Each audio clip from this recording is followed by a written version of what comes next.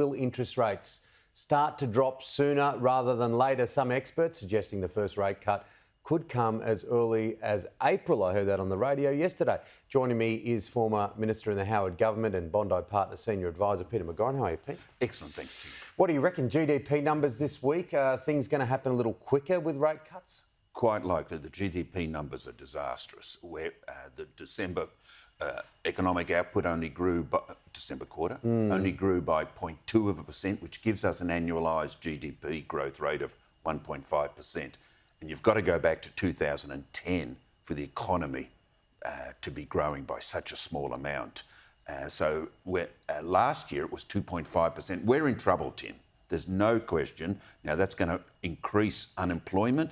It'll increase pressures on wages. So the Reserve Bank's going to have to balance the fight against inflation with the need to give business some investment incentives, because that's the problem. And households are not spending. The reason the GDP is collapsing is because households are not spending. They can't spend. And it's difficult, isn't it? Because they only have the one tool. They only have the one tool to try and get it under control.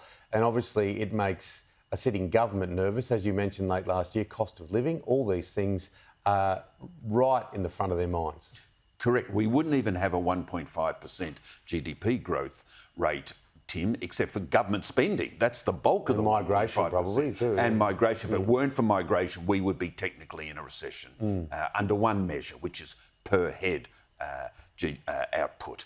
So, look, we've got problems ahead. It's going to be a tough year. Small business is finding it hard.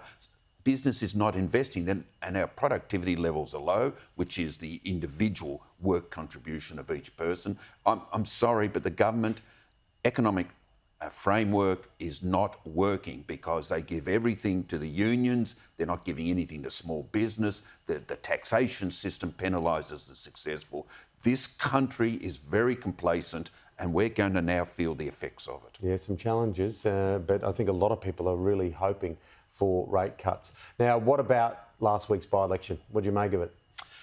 Look, the Liberals wanted to do better, there's no question, because of all the reasons we've just spoken about, that people would be feeling the cost of living pressures. But it was a respectable swing to them of 4%. And remember, the government took Aston, a Liberal seat, in a by-election only 12 months ago in Melbourne from the Liberals. So in the tough, slow, trench warfare slog of opposition, this was a morale booster to the opposition, but at the same time, the government is entitled to think that their strategies are generally working.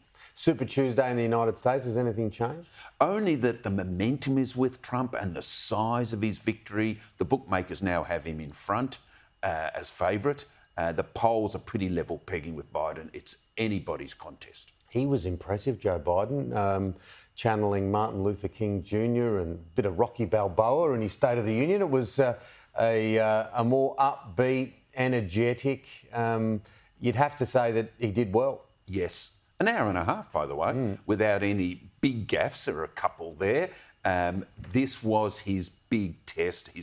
His advisors had prepped him to within an inch of his life, because anything could have gone wrong with the biggest primetime audience he's likely to face until the debates. So, yeah, I'd give him a B+. B+, that's not a bad mark. I would have taken a B+ any day at school. I never even got close to a B+. So, yeah, Biden got through it. The man can read a teleprompter, let's put it that way. Tell you what was well written. It was very well written. Who's going to win, though? In the Peter McGauran crystal ball that sits just out here. All right, just don't replay this tape. I'd give it to Biden at this stage. There's two major challenges. The first is, will the Nikki Haley Republicans, the so-called moderate Republicans, go over to Trump? So he needs to win them over. He has to win over the moderate Republicans who have stayed away from him.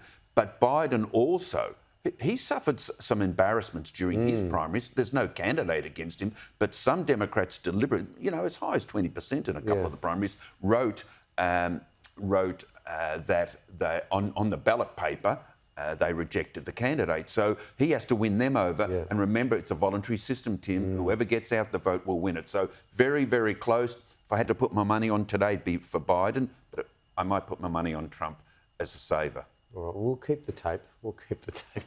But it's going to be fascinating heading towards November. It seems a long way away, but it's really not because things just ramp up from here. Good to see Pete. Thanks, Tim. Do it again next week.